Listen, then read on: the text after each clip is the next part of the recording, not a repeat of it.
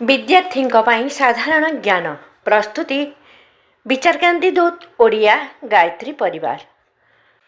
ବେଦ ମାତା ଗାୟତ୍ରୀ। ଗାୟତ୍ରୀ ମନ୍ତ୍ର କାହାକୁ ବୁଝାଏ?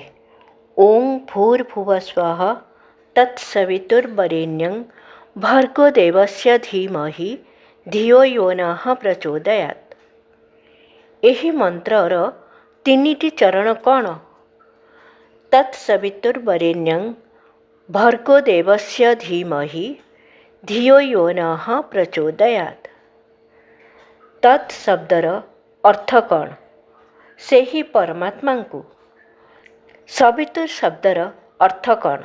ଯିଏକି ସୂର୍ଯ୍ୟ ସମାନ ତେଜସ୍ୱୀ। ଭର୍ଗୋ ଦେବସ୍ୟର ଅର୍ଥ କ'ଣ? ଭର୍ଗୋ ପାପନାଶକ, ଦେବସ୍ୟର ଅର୍ଥ ଦେବ ସ୍ୱରୂପ। ଧୀମହି ଶବ୍ଦର ଅର୍ଥ କ'ଣ? ଆମେ ଧ୍ୟାନ କରୁଛୁ। ଧିୟୋ ୟୋ ନଃ ପ୍ରଚୋଦୟାତ୍ର ଅର୍ଥ କ'ଣ? ଧିୟର ଅର୍ଥ ବୁଦ୍ଧିକୁ, ୟୋର ଅର୍ଥ ଯିଏ ପରମାତ୍ମା, ନଃର ଅର୍ଥ ଆମର, ପ୍ରଚୋଦୟାତ୍ର ଅର୍ଥ ପ୍ରେରିତ କରନ୍ତି। ଗାୟତ୍ରୀ ମନ୍ତ୍ରର ଉଚ୍ଚାରଣ ସମୟରେ ଏହା ଶରୀରର କେଉଁ ଭାଗକୁ ପ୍ରଭାବିତ କରେ? ଶରୀରର 24ଟି ଚକ୍ର ଓ 24ଟି ଗ୍ରନ୍ଥିକୁ ସକ୍ରିୟ କରାଏ। ଧନ୍ୟବାଦ।